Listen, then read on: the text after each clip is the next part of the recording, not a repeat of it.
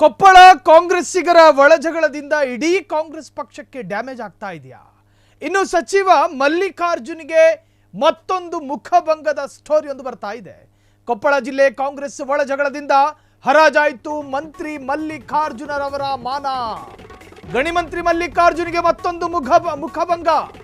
ಕೊಪ್ಪಳ ಜಿಲ್ಲೆಯ ಕಾಂಗ್ರೆಸ್ ಒಳಜಗಳದಿಂದ ಹರಾಜಾಯಿತು ಮಂತ್ರಿ ಮಲ್ಲಿಕಾರ್ಜುನ್ ಅವರ ಮಾನ. ಗಣಿ ಇಲಾಖೆಯ ಸೆಕ್ರೆಟರಿ ರೋಹಿಣಿ ಸಿಂಧೂರಿಗೂ ಕೂಡ ಮುಜುಗರ. ಗಣಿ ಇಲಾಖೆಯ ಭ್ರಷ್ಟಾಚಾರಕ್ಕೆ ಕನ್ನಡಿ ಹಿಡಿದ ಕೊಪ್ಪಳ ಅಕ್ರಮ ಮರಳು ಗಣಿಗಾರಿಕೆ 400 ಕೋಟಿ ಹಗರಣ ನಡೆಯುತ್ತಿದೆ ಎಂದು ರಾಯಾರೆಡ್ಡಿ ಸಿಎಂಗೆ ಪತ್ರ. ರಾಯಾರೆಡ್ಡಿ ಬೇರೆ ಯಾರೂ ಅಲ್ಲ, ಸಿಎಂ ಸಿದ್ದರಾಮಯ್ಯನವರ ಆರ್ಥಿಕ ಸಲಹೆಗಾರ, ಜೊತೆಗೆ ಶಾಸಕರು ಹೌದು. ಕೊಪ್ಪಳ ಜಿಲ್ಲೆಯಲ್ಲಿ 100 ಕೋಟಿ ಅಕ್ರಮ ಮರಳುಗಾರಿಕೆ ನಡೆಯುತ್ತಿದೆ.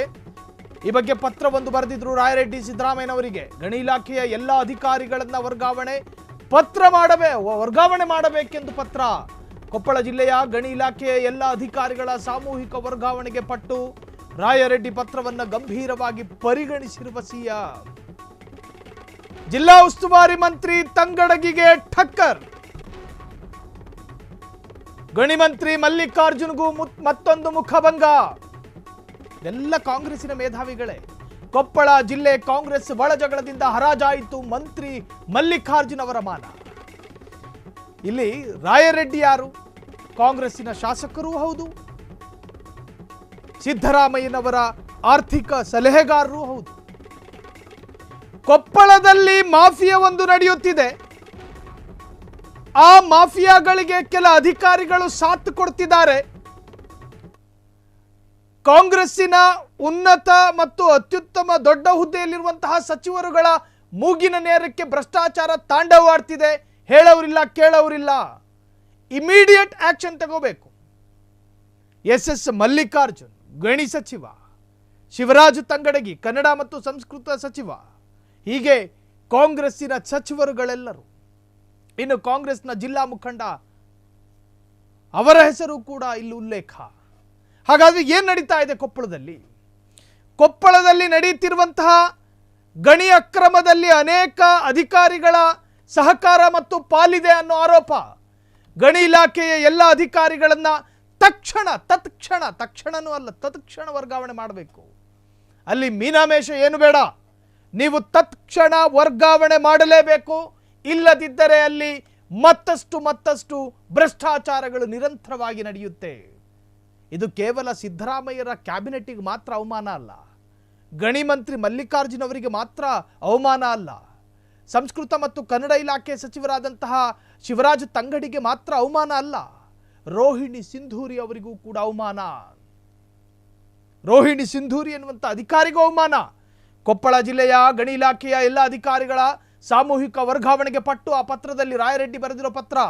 ರಾಯರೆಡ್ಡಿ ಅವರ ಪತ್ರವನ್ನು ಗಂಭೀರವಾಗಿ ಈಗಾಗಲೇ ಸಿಎಂ ಪರಿಗಣಿಸಿದ್ದಾರೆ. ಜಿಲ್ಲಾ ಉಸ್ತುವಾರಿ ಮಂತ್ರಿ ತಂಗಡಿಗೆ ಟಕ್ಕರನ್ನು ಕೊಡೋದಕ್ಕೆ ಈ ಪತ್ರ ಬರೆಯಲಾಯ್ತಾ ಅಥವಾ ಈ ಆರೋಪವನ್ನು ಮಾಡಲಾಯ್ತಾ?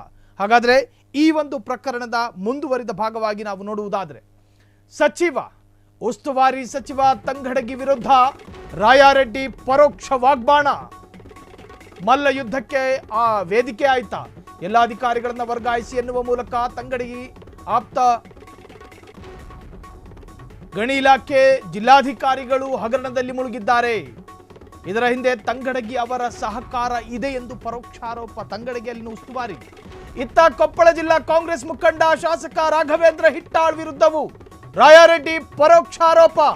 ಸಿಎಂ ಆಪ್ತರಾಗಿರುವ ರಾಘವೇಂದ್ರ ಹಿಟ್ಟಾಳ್ ವಿರುದ್ಧ ರಾಯಾರೆಡ್ಡಿ ಕಿರಿಕಿರಿ.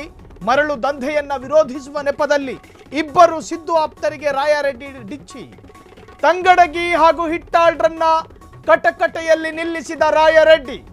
ಕೊಪ್ಪಳ ಜಿಲ್ಲೆಯಲ್ಲಿ 400 ಕೋಟಿ ಮರಳು ಅಕ್ರಮ ನಡೆಯುತ್ತಿವೆ. ಬರೋಬ್ಬರಿ 400 ಕೋಟಿ. ಇದನ್ನು ತಡೆಯುವಲ್ಲಿ ಇಬ್ಬರೂ ನಾಯಕರು ವಿಫಲ ಎಂದು ಆರೋಪ.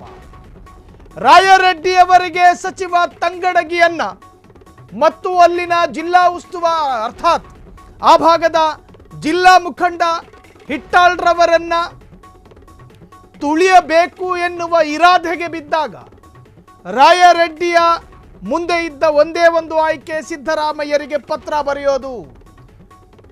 ಆ ಪತ್ರದ ಮುಖಾಂತರ ಅಲ್ಲಿ ನಡೆಯುತ್ತಿರ್ತಕ್ಕಂತಹ ಗಣಿ ಅಕ್ರಮವನ್ನ ವಿವರಿಸೋದು.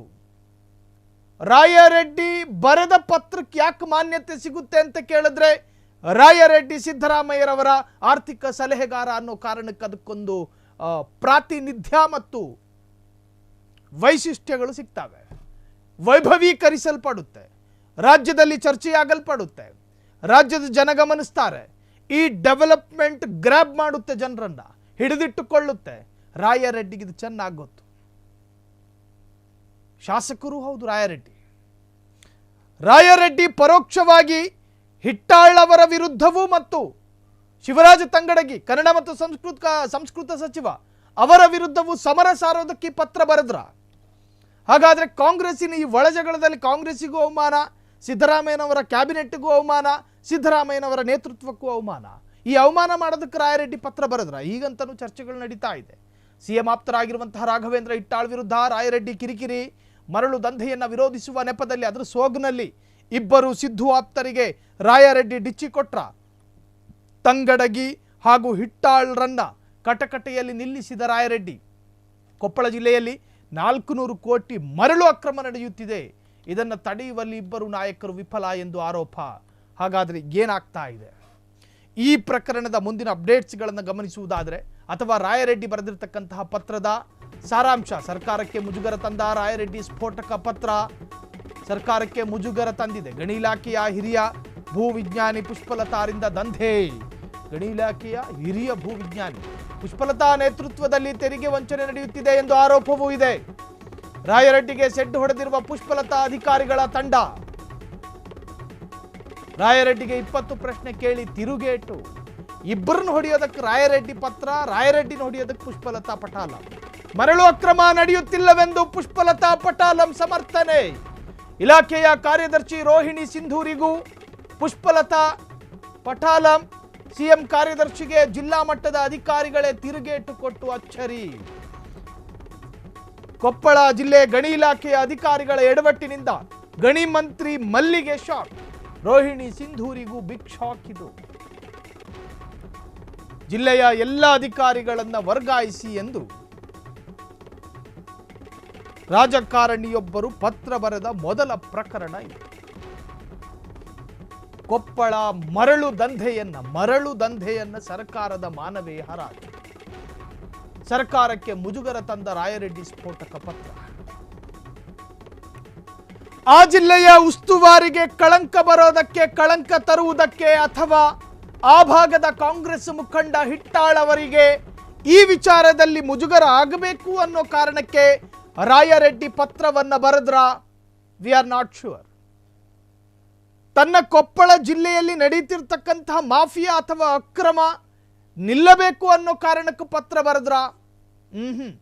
ಆದ್ರೆ ರಾಯರೆಡ್ಡಿಗೂ ಟಕ್ಕರ್ ಕೊಡೋದಕ್ಕೆ ಪುಷ್ಪಲತಾ ಸಿದ್ಧತೆ, ಪುಷ್ಪಲತಾ ಟೀಮ್. ಈ ವಿಚಾರದಲ್ಲಿ ಅವಮಾನಕ್ಕೊಳಗಾಗೋದು ಕೇವಲ ಸರ್ಕಾರ ಮಾತ್ರ ಅಲ್ಲ, ರೋಹಿಣಿ ಸಿಂಧೂರಿ ಕೂಡ ಅವಮಾನಕ್ಕೊಳಗಾಗ್ತಾರೆ. ಸೆಕ್ರೆಟರಿ ಅವರು ಗಣಿ ಇಲಾಖೆಯ. ಸೊ ರಾಯರೆಡ್ಡಿ ಪತ್ರ ಈಗ ಸಂಚಲನವನ್ನು ಮೂಡಿಸ್ತಾ ಇದೆ. ಈ ಪತ್ರದ ಚರ್ಚೆ ನಿಜಕ್ಕೂ ಕೂಡ ಅತ್ಯಂತ ರೋಚಕತೆಯನ್ನು ಪಡೆದುಕೊಳ್ತಾ ಇದೆ. ರಾಯರೆಡ್ಡಿ ಪತ್ರ ಪ್ರಹಸನ ಮುಂದೆ ಯಾವ ತಿರುವನ್ನ ಪಡೆದುಕೊಳ್ಳುತ್ತೋ ಕಾದು ನೋಡಬೇಕು. ಕ್ಷಣ ಕ್ಷಣದ ಸುದ್ದಿಗಳಿಗಾಗಿ ಫ್ರೀಡಂ ಟಿವಿ ಸಬ್ಸ್ಕ್ರೈಬ್ ಮಾಡಿ, ಲೈಕ್ ಮಾಡಿ ಹಾಗೂ ಫಾಲೋ ಮಾಡಿ. ಹೊಸ ಸುದ್ದಿಗಳ ನೋಟಿಫಿಕೇಶನ್ಗಾಗಿ ಬೆಲ್ ಐಕಾನ್ ಮೇಲೆ ಕ್ಲಿಕ್ ಮಾಡಿ.